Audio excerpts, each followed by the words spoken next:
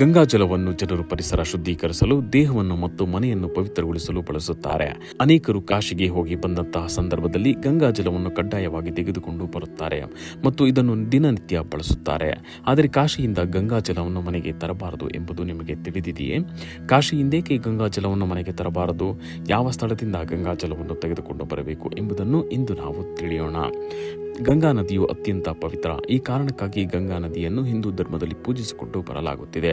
ಗಂಗಾ ನದಿಯು ಪಾಪಗಳಿಂದ ಮುಕ್ತಿಯನ್ನು ನೀಡುತ್ತದೆ, ಮೋಕ್ಷ ಸಾಧಿಸಲು ಸಹಾಯ ಮಾಡುತ್ತದೆ. ಗಂಗಾ ನದಿಯಲ್ಲಿ ಚಿತಾಭಸ್ಮವನ್ನು ಬಿಡುವುದರಿಂದ ಆ ವ್ಯಕ್ತಿಯ ಆತ್ಮವು ಸ್ವರ್ಗವನ್ನು ಸೇರುತ್ತದೆ ಎನ್ನುವ ನಂಬಿಕೆ ಹಿಂದೂ ಧರ್ಮದಲ್ಲಿದೆ. ಇದು ಆತ್ಮವನ್ನು ಶುದ್ಧೀಕರಿಸುವ ಮತ್ತು ಪಾಪಗಳನ್ನು ತೊಳೆಯುವ ಶಕ್ತಿಯನ್ನು ಹೊಂದಿದೆ. ಗಂಗಾಜಲವನ್ನು ದೇವತೆಗಳಿಗೆ ಅರ್ಪಿಸಲಾಗುತ್ತದೆ.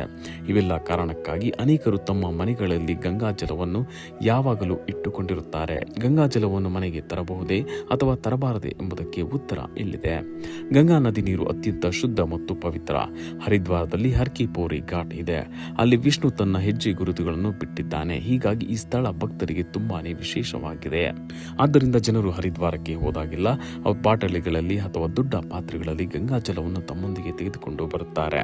ಅದರಲ್ಲಿ ಒಂದಿಷ್ಟು ನೀರನ್ನು ತಮ್ಮ ಮನೆಯಲ್ಲಿ ಇಟ್ಟುಕೊಂಡರೆ ಇನ್ನೊಂದಿಷ್ಟು ನೀರನ್ನು ಸ್ನೇಹಿತರಿಗೆ, ಬಂಧು ಬಾಂಧವರಿಗೆ ಹಂಚಿಕೊಳ್ಳುತ್ತಾರೆ. ಹಾಗೆಯೇ ಕಾಶಿ ವಿಶ್ವದ ಅತ್ಯಂತ ಹಳೆಯ ನಗರಗಳಲ್ಲಿ ಒಂದೆಂದು ಪರಿಗಣಿಸಲಾಗಿದೆ. ಕಾಶಿ ಕೂಡ ಗಂಗಾ ನದಿಯ ದಡದಲ್ಲಿದೆ. ಆದರೆ ಅನೇಕ ಜನರು ಕಾಶಿಯಿಂದ ಹಿಂದಿರುಗುವಾಗ ತಮ್ಮೊಂದಿಗೆ ಗಂಗಾ ಜಲವನ್ನು ತೆಗೆದುಕೊಂಡು ಹೋಗುವುದಿಲ್ಲ. ಕಾಶಿಯಿಂದ ಗಂಗಾ ಜಲವನ್ನು ಮನೆಗೆ ತರುವುದು ಸರಿಯಲ್ಲ. ಯಾಕೆಂದರೆ ಕಾಶಿಯ ಮಣಿಕರ್ಣಿಕಾ ಘಾಟ್ನಲ್ಲಿ ಸತ್ತವರಿಗೆ ಅಂತ್ಯಕ್ರಿಯೆಯನ್ನು ಮಾಡಲಾಗುತ್ತದೆ.